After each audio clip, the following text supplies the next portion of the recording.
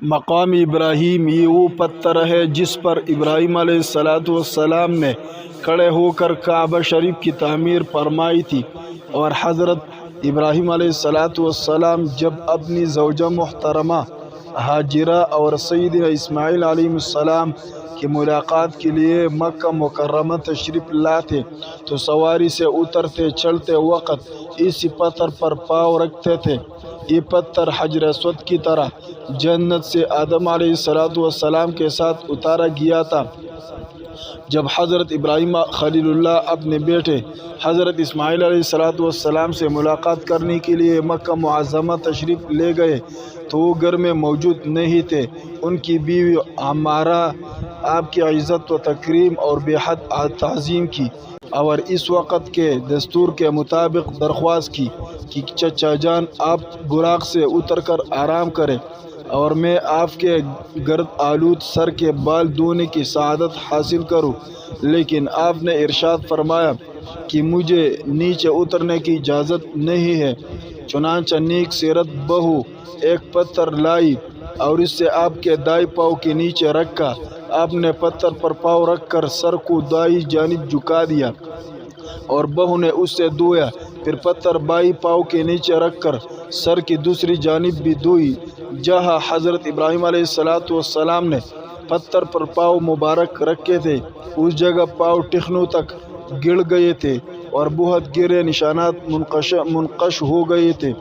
جب حضرت اسماعیل علیہ السلام گھر تشریف لائی تو نیک بیوی نے سارے واقعات آپ کو مطلع کیا اور یہ بات خاص طور پر تعجب سے بتائی کہ جس پتھر پر انہوں نے پاؤں رکھے تھے اس میں اب بھی گہرے نشانات موجود ہیں۔ سیدنا اسماعیل علیہ السلام نے اسے ایک معجزہ قرار دیا اور اس پتھر کو گھر میں عزت و تکریم سے محفوظ فرما لیا۔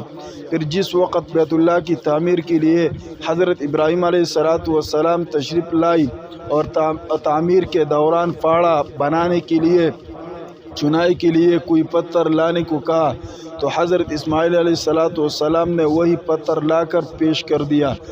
مقام ابراہیم وسیع تر معنوں میں پورے حرم شریف پر بھی بولا جاتا ہے، اور مقام ابراہیم کو ام نحشل نامی سیلاب کے بعد خلیفۃ المسلمین سیدنا عمر فاروق رضی اللہ عنہ نے اپنی مبارک ہاتھ سے اس جگہ پر نصب فرمایا تھا جہاں آج موجود ہے۔ انشاءاللہ قیامت تک اسی جگہ پر رونق افروز رہے گا۔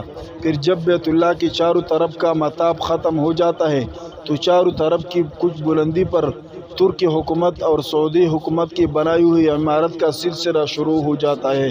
اس کو مسجد حرام کہتے ہیں۔ بیت اللہ اور مسجد حرام ایک نہیں ہے بلکہ الگ الگ ہے اور دونوں کے درمیان مطاف کا فاصلہ موجود ہے، اور مسجد حرام میں جنوب کی جانب اذان خانہ ہے۔ ہجوم اور رش کم ہونے کی صورت میں عام طور پر امام اس کے نیچے کھڑے ہو کر نماز پڑھاتے ہیں اور عید کا خطبہ بھی دیتے ہیں۔ اسی جگہ کے ساتھ دار ارقم بھی تھا۔